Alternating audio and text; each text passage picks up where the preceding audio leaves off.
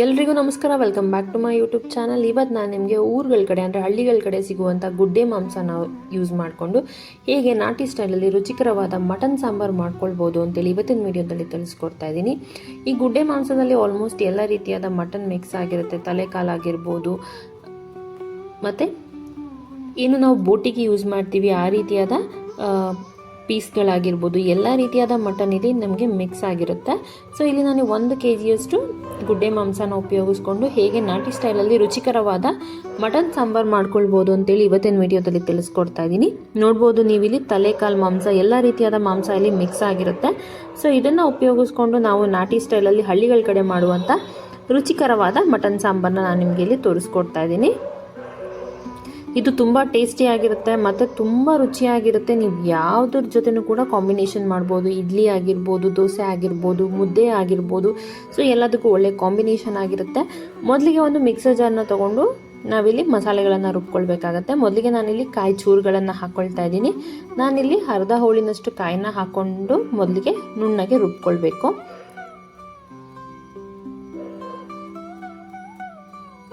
ಬೇಕಿದ್ರೆ ನೀವು ತುರಿದಿಟ್ಕೊಂಡಿರುವಂಥ ಕಾಯನ್ನು ಕೂಡ ಹಾಕ್ಕೊಳ್ಬೋದು. ನಾನಿಲ್ಲಿ 1 kg ಮಟನ್ಗೆ ನಾನಿಲ್ಲಿ ನಿಮಗೆ ತೋರಿಸ್ತಾ ಇರೋದು. ಈ ರೀತಿ ಕಾಯಿ ಚೂರುಗಳನ್ನು ಹಾಕ್ಕೊಂಡು ಇದನ್ನು ನಾವು ನುಣ್ಣಗೆ ರುಬ್ಕೊಳ್ಬೇಕಾಗತ್ತೆ. ನಾವು ಎಷ್ಟು ಚೆನ್ನಾಗಿ ನುಣ್ಣಗೆ ರುಬ್ಕೊಳ್ತೀವಿ ಅಷ್ಟು ಚೆನ್ನಾಗಿ ಸಾಂಬಾರು ತುಂಬ ಟೇಸ್ಟಿಯಾಗಿರುತ್ತೆ. ನಾನು ತೋರಿಸ್ತಾ ಇರುವಂಥ ಸ್ಟೆಪ್ಸ್ನ ನೀಟಾಗಿ ಫಾಲೋ ಮಾಡಿ ತುಂಬ ರುಚಿಕರವಾದ ಸಾಂಬಾರು ನಿಮಗೆ ರೆಡಿಯಾಗಿರುತ್ತೆ. ನಂತರ ನಾನಿಲ್ಲಿ ಕೆಲವೊಂದು ಮಸಾಲೆಗಳನ್ನು ತೊಗೊಂಡಿದ್ದೀನಿ. ಕೆಂಪು ಮೆಣಸಿನ್ಕಾಯಿ ಪುಡಿ, ಧನಿಯಾ ಪುಡಿ, ಗರಂ ಮಸಾಲ, ಹಾಗೆ ಸ್ವಲ್ಪ ಕಾಳು ಮೆಣಸು ಮತ್ತು ಮನೆಯಲ್ಲಿ ಮಾಡಿಟ್ಕೊಂಡಿರುವಂಥ ಮಟನ್ ಸಾಂಬಾರು ಪೌಡರ್. ಸೊ ಮನೆಯಲ್ಲಿ ಮಟನ್ ಸಾಂಬಾರು ಪೌಡರ್ ಇಲ್ಲ ಅಂತ ಅಂದರೆ ನೀವು ಸ್ವಲ್ಪ ಧನಿಯಾ ಪುಡಿ ಮತ್ತು ಮೆಣಸಿನ್ಕಾಯಿ ಪುಡಿನ ಸ್ವಲ್ಪ ಜಾಸ್ತಿ ಹಾಕ್ಕೊಳ್ಳಿ. ನಾನಿಲ್ಲಿ ಧನಿಯಾ ಪುಡಿ, ಮೆಣಸಿನ್ಕಾಯಿ ಪುಡಿ, ಗರಂ ಮಸಾಲ ಮತ್ತು ಮನೆಯಲ್ಲಿ ಮಾಡಿಟ್ಕೊಂಡಿರುವಂಥ ಮಟನ್ ಸಾಂಬಾರು ಪೌಡರ್ನ ಹಾಕ್ಕೊಂಡಿದ್ದೀನಿ. ಇದನ್ನು ಅಷ್ಟೇ ನಾವು ಈ ರೀತಿಯಾಗಿ ನುಣ್ಣಗೆ ರುಬ್ಕೊಳ್ಬೇಕಾಗತ್ತೆ. ನಂತರ ನಾನಿಲ್ಲಿ ಸ್ವಲ್ಪ ಟೊಮೆಟೊಗಳನ್ನು ಹಾಕ್ಕೊಳ್ತಾ ಇದ್ದೀನಿ. ನಾನು ತೋರಿಸುವಂಥ ಸ್ಟೆಪ್ಸ್ನ ನೀಟಾಗಿ ಫಾಲೋ ಮಾಡಿ ತುಂಬ ರುಚಿಯಾಗಿರುವಂಥ ಮಟನ್ ಸಾಂಬಾರು ಆಗುತ್ತೆ. ನಂತರ ನಾನಿಲ್ಲಿ ಈರುಳ್ಳಿಗಳನ್ನು ಹಾಕ್ಕೊಳ್ತಾ ಇದ್ದೀನಿ. ನಾನಿಲ್ಲಿ ಒಂದು ದಪ್ಪದ ಈರುಳ್ಳಿನ ತೊಗೊಂಡಿದ್ದೀನಿ, ಹಾಗೆ ಒಂದು ಚಿಕ್ಕದಾದ ಟೊಮೆಟೊನ ಹಾಕ್ಕೊಂಡಿದ್ದೀನಿ. ಸೊ ಟೊಮೆಟೊ ಹಾಕ್ಕೊಳ್ಳೋದ್ರಿಂದ ಕೂಡ ತುಂಬ ಟೇಸ್ಟಿಯಾಗಿರುತ್ತೆ ಸಾಂಬಾರು.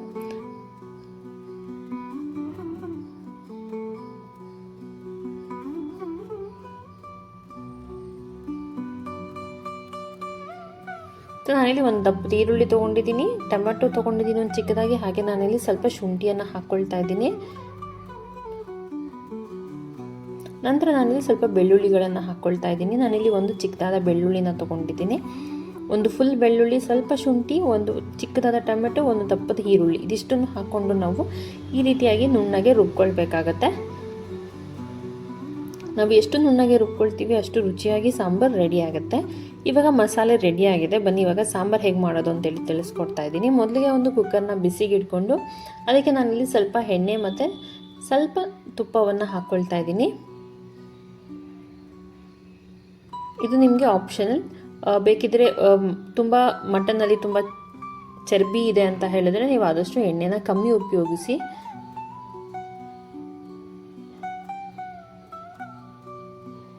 ಅದರಲ್ಲಿ ತುಂಬ ಜಿಡ್ಡಿದೆ ಅಂತ ಹೇಳಿದ್ರೆ ಆದಷ್ಟು ಎಣ್ಣೆನ ಕಮ್ಮಿ ಉಪಯೋಗಿಸಿ. ನಾನಿಲ್ಲಿ 1 ಸ್ಪೂನಷ್ಟು ಎಣ್ಣೆನ ಹಾಕ್ಕೊಂಡಿದ್ದೀನಿ, ಸ್ವಲ್ಪ ತುಪ್ಪ ಹಾಕ್ಕೊಂಡಿದ್ದೀನಿ. ಅದೆರಡು ಚೆನ್ನಾಗಿ ಬಿಸಿ ಆದಮೇಲೆ ನಾನಿಲ್ಲಿ ತೊಳೆದಿಟ್ಕೊಂಡಿರುವಂಥ ಎಲ್ಲ ರೀತಿಯಾದ ಮಟನ್ ಪೀಸಸ್ನ ನಾನಿಲ್ಲಿ ಹಾಕ್ಕೊಳ್ತಾ ಇದ್ದೀನಿ ಎಣ್ಣೆಯಲ್ಲಿ ಫ್ರೈ ಮಾಡ್ಕೊಳ್ಳೋದಕ್ಕೆ.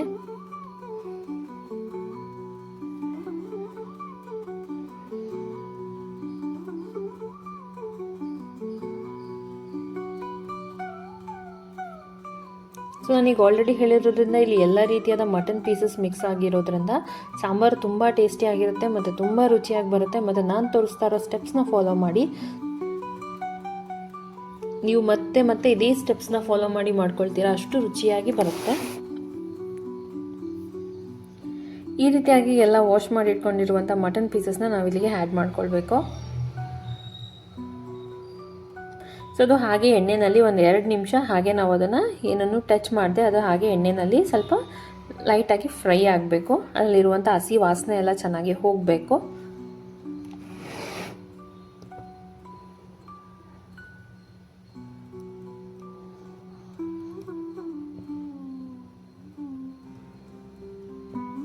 ಸೊ ಯಾರಾದರೂ ಈ ರೀತಿಯಾದ ಗುಡ್ಡೆ ಮಾಂಸದ ಸಾಂಬಾರು ಟೇಸ್ಟ್ ಮಾಡಿಲ್ಲ ಅಂತಂದರೆ ಒಂದ್ಸಲ ತೊಗೊಂಡು ಬಂದು ಎಲ್ಲಾದರೂ ಸಿಕ್ಕಿದ್ರೆ ತೊಗೊಂಡು ಬಂದು ಮಾಡ್ಕೊಳ್ಳಿ, ತುಂಬ ಟೇಸ್ಟಿಯಾಗಿರುತ್ತೆ.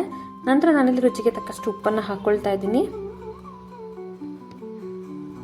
ನಾನಿಲ್ಲಿ ಹರಳುಪ್ಪನ್ನು ಉಪಯೋಗಿಸ್ಕೊಳ್ತಾ ಇದ್ದೀನಿ.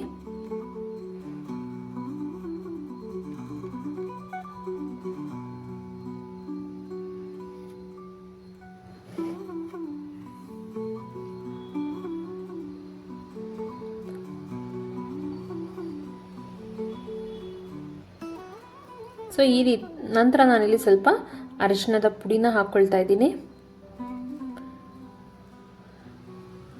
ಸೊ ಇದನ್ನೆಲ್ಲ ಹಾಕ್ಕೊಂಡು ನಾವು ಮಟನ್ನ ಚೆನ್ನಾಗಿ ಹುರ್ಕೊಳ್ಬೇಕಾಗತ್ತೆ. ಅಂದರೆ ಅದರಲ್ಲಿರುವಂಥ ಹಸಿ ವಾಸನೆ ಹೋಗಬೇಕು, ಅದು ಅಲ್ಲಿ ತನಕ ನಾವು ಚೆನ್ನಾಗಿ ಎಣ್ಣೆ ಮತ್ತು ತುಪ್ಪದಲ್ಲಿ ಈ ರೀತಿಯಾಗಿ ನಾವು ಹುರ್ಕೊಳ್ಬೇಕಾಗುತ್ತೆ. ನೋಡಿ, ಈ ರೀತಿ ಕೈಯಲ್ಲಿ ನಾವು ಒಂದು ಸಲ 2 ಸಲ ಈ ರೀತಿ ಮಿಕ್ಸ್ ಮಾಡ್ಕೊಳ್ಬೇಕು.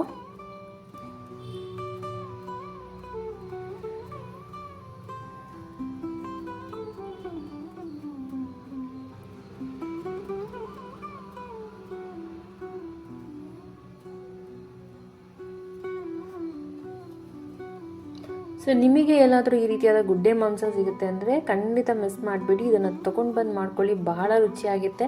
ನೀವೇನು ರೆಗ್ಯುಲರ್ ಆಗಿ ಮಟನ್ ಸಾಂಬಾರು ತಿಂತೀರೋ ಅದಕ್ಕಿಂತ ಇದು ತುಂಬ ಚೆನ್ನಾಗಿರುತ್ತೆ, ತುಂಬ ಫ್ಲೇವರ್ ಆಗಿರುತ್ತೆ.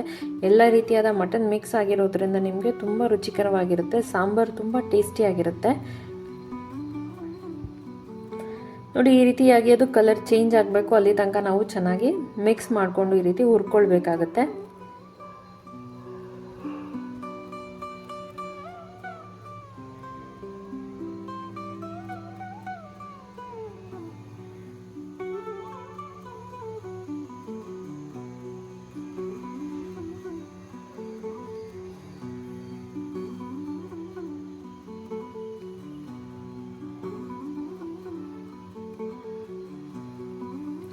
ಸೊ ಈ ರೀತಿ ಅದು ಎಣ್ಣೆ ಬಿಟ್ಕೊಂಡು ಕಲರ್ ಚೇಂಜ್ ಆಗಬೇಕು, ಅಲ್ಲಿ ತನಕ ನಾವು ಚೆನ್ನಾಗಿ ಹುರ್ಕೊಳ್ಬೇಕಾಗತ್ತೆ.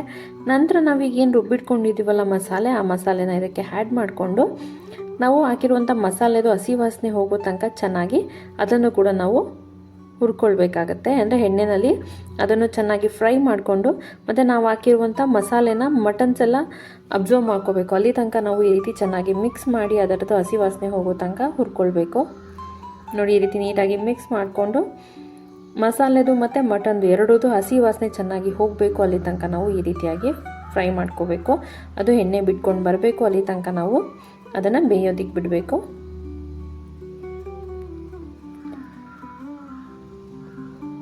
ನಂತರ ನಾವು ಸಾಂಬಾರಿಗೆ ಎಷ್ಟು ಬೇಕು ರುಚಿಗೆ ತಕ್ಕಷ್ಟು ಉಪ್ಪು ಅಷ್ಟನ್ನು ಹಾಕ್ಕೊಳ್ಬೇಕಾಗತ್ತೆ.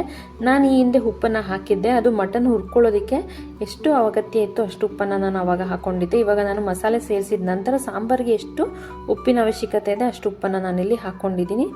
ಒಂದ್ಸಲ ನೀವು ಟೇಸ್ಟ್ ಮಾಡಿ ನಂತರ ಹಾಕ್ಕೊಳ್ಳಿ, ನಿಮಗೆ ಉಪ್ಪು ಎಷ್ಟು ಅವಶ್ಯಕತೆ ಇದೆ ಅಷ್ಟನ್ನು. ಅಂತ ಎಲ್ಲದನ್ನು ನೀಟಾಗಿ ಮಿಕ್ಸ್ ಮಾಡಿಕೊಂಡು ಅದನ್ನು ಕುದಿಯೋದಕ್ಕೆ ಬಿಡಬೇಕು. ಎಣ್ಣೆ ಬಿಟ್ಕೊಂಡು ಬರೋ ತನಕ ಅದನ್ನು ನಾವು ಚೆನ್ನಾಗಿ ಕುದಿಯೋದಕ್ಕೆ ಬಿಡಬೇಕು. ಸೊ ಈಗ ಅದು ಎಣ್ಣೆ ಬಿಟ್ಕೊಂಡು ಬರೋದಕ್ಕೆ ಶುರುವಾಗಿದೆ. ಇವಾಗ ನಾನು ಸಾಂಬಾರು ಕನ್ಸಿಸ್ಟೆನ್ಸಿಗೆ ಎಷ್ಟು ನೀರಿನ ಅವಶ್ಯಕತೆ ಇದೆ ಅಷ್ಟು ನೀರನ್ನು ನಾನಿಲ್ಲಿ ಆ್ಯಡ್ ಮಾಡ್ಕೊಳ್ತಾ ಇದ್ದೀನಿ. ಸೊ ಈ ರೀತಿಯಾದ ಮಟನ್ ಸಾಂಬಾರು ಆದಷ್ಟು ತೆಳುವಾಗಿದ್ರೇ ತುಂಬ ರುಚಿಯಾಗಿರುತ್ತೆ. ಅದಕ್ಕೆ ನಾವು ಮಸಾಲೆನ ನುಣ್ಣಗೆ ರುಬ್ಕೊಳ್ಬೇಕಾಗತ್ತೆ. ನೋಡಿ, ಈ ರೀತಿ ಎಲ್ಲದನ್ನು ನೀಟಾಗಿ ಮಿಕ್ಸ್ ಮಾಡ್ಕೊಳ್ಳಿ. ಇದಕ್ಕೆ ನಾವು ಆದಷ್ಟು ಕಮ್ಮಿ ಮಸಾಲೆಗಳನ್ನು ಉಪಯೋಗಿಸ್ಕೊಂಡು ಮಾಡ್ಕೊಂಡ್ರೆ ತುಂಬ ರುಚಿಯಾಗಿ ಬರೋದು ಸಾಂಬಾರು. ನೋಡಿ, ಈ ರೀತಿ ಎಲ್ಲದನ್ನು ನೀಟಾಗಿ ಮಿಕ್ಸ್ ಮಾಡ್ಕೊಳ್ಬೇಕಾಗತ್ತೆ.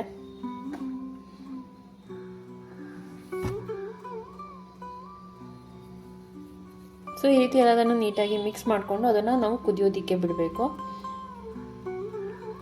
ನಂತರ ನಾವಿಲ್ಲಿ ಕುಕ್ಕರ್ ಲಿಡ್ಡನ್ನು ಕ್ಲೋಸ್ ಮಾಡಿ 3ರಿಂದ 4 ವಿಷಲ್ನ ನಾವು ಬರೆಸ್ಕೊಳ್ಬೇಕಾಗತ್ತೆ. ನೀವು ಮಟನ್ದು ಕ್ವಾಲಿಟಿ ನೋಡಿಕೊಂಡು ಎಷ್ಟು ವಿಷಲ್ ಅದಕ್ಕೆ ಅವಶ್ಯಕತೆ ಇದೆ ಅಷ್ಟು ವಿಷಲ್ನ ನೀವು ಇಲ್ಲಿ ಬರೆಸ್ಕೊಳ್ಬೇಕಾಗತ್ತೆ. ಇವಾಗ ಇದು 3ರಿಂದ 4 ವಿಷಲ್ ಬಂದಿದೆ, ಚೆನ್ನಾಗಿ ಬೆಂದಿದೆ. ಇವಾಗ ನಾನು ನಿಮಗೆ ಲಿಡ್ಡನ್ನು ಓಪನ್ ಮಾಡಿ ತೋರಿಸ್ತಾ ಇದ್ದೀನಿ ಹೇಗೆ ರೆಡಿಯಾಗಿದೆ ಅಂತ ಹೇಳಿ. ನೋಡ್ಬೋದು ನೀವು ಎಷ್ಟು ಚೆನ್ನಾಗಿ ಮಟನ್ ಸಾಂಬಾರು ರೆಡಿಯಾಗಿದೆ ಅಂತ ಹೇಳಿ.